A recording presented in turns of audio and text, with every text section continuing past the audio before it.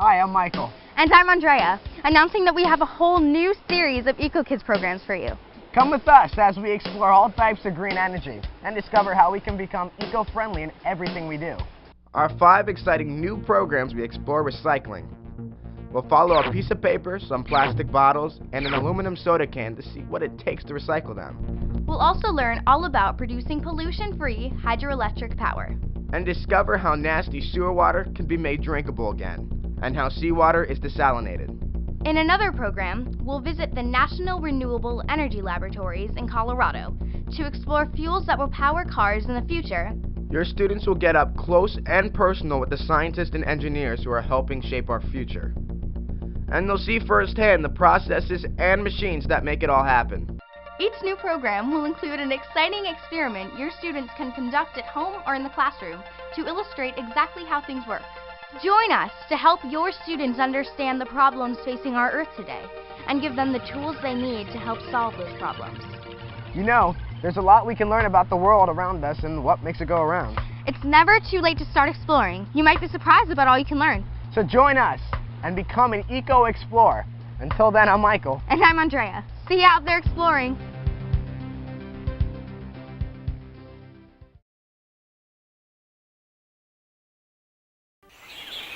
Spiders are fearsome predators. Some of the 30,000 species of spiders hunt by jumping on their prey.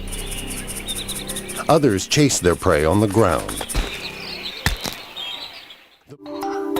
In order to move enough blood upward to the head, the heart must therefore maintain abnormally high pressure. Indeed, it must overcome resistance to the flow of blood along its entire passage, through arteries that decrease in diameter as they divide more finely.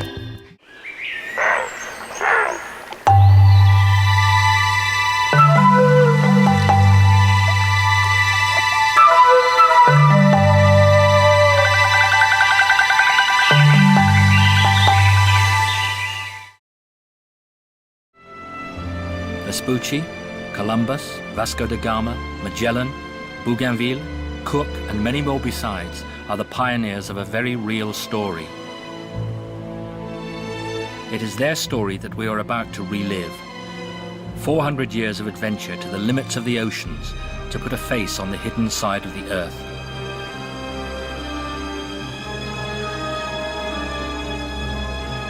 But how can one dare confront the ocean and its furthest limits when one believes in demons and the Sea of Shadows? How can one dare sail so far when the only map one possesses dates from antiquity? What a long road traveled to chase away superstitions and pinpoint the world as anyone can admire it today.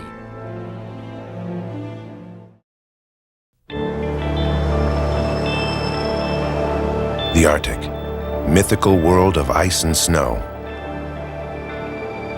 Its immense territory is still pristine and untouched. The first symptoms of global warming have been felt here in the Arctic. In this context of urgency, the Amundsen is proving to be a key tool. This Canadian Coast Guard icebreaker has been transformed into a true floating laboratory. More than 200 researchers are involved in this great adventure.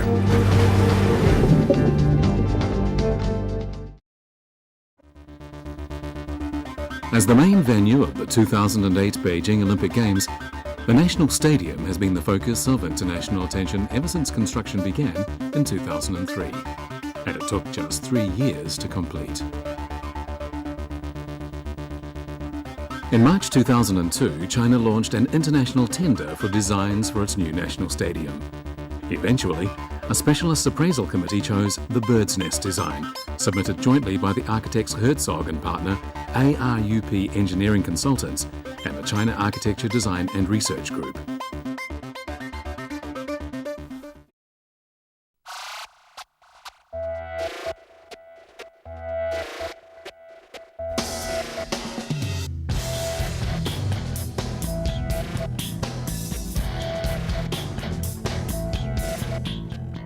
Thiel grew up in East Berlin but studied in the West. Disillusioned with the communist East and unable to get back to see his family, he was on the point of quitting Germany altogether when suddenly the Berlin Wall came tumbling down. The moment changed his life and career. Thiel started the task of recording the rebirth of East Berlin, interpreting the fall of communism and all its associated paraphernalia, monuments and institutions.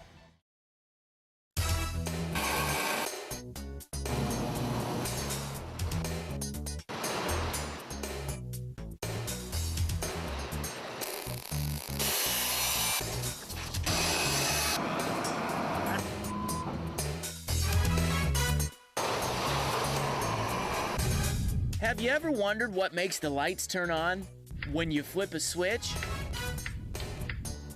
Or why a motor starts when you turn the key? It's all about energy. So if you want to learn about energy and how it makes things work, put on your thinking cap and plug in your imagination. This is the Energy and Power episode of Inquisitive Minds. What does a rocket lift off have in common with a light bulb? What does an iPod have in common with a blender?